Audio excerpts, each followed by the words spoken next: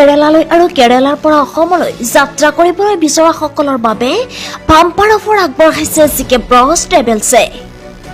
অসমৰ বিভিন্ন ঠাইৰ পৰা আৰম্ভ হৈছে দৈনিক বিলাসী বাছ সেৱা। জিকে ব্ৰছ ট্ৰেভেলছত বিশেষকৈ দীঘলীয়া যাত্ৰাৰ বাবে বিশেষ সুবিধা আছে। অসমৰ পৰা কেৰালালৈ আৰু কেৰালাৰ পৰা অসমলৈ যাত্ৰা কৰিবলৈ বিচৰাসকললৈ বাম্পাৰ অফাৰ আগবঢ়াইছে জিকে ব্ৰছ ট্ৰেভেলছে।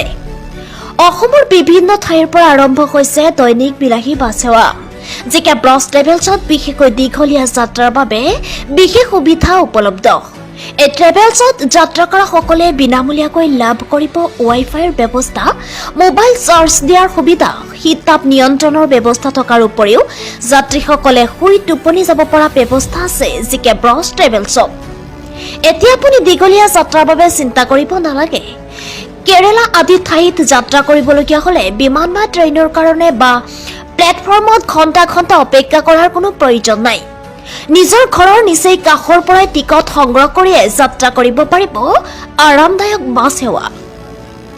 গুৱাহাটী, ৰঙিয়া, বৰপেটা, বঙাইগাঁও, নলবাৰী, দৰং, তেজপুৰ, ধেমাজি, শিৱসাগৰ, গোলাঘাট, যোৰহাট, শিলিগুৰি, কলকাতা, বিহাৰ, চেন্নাই, তামিলনাডু, কৰ্ণাটক, কেৰালা আদি ঠাইলৈ যাত্ৰা কৰিব পাৰিব।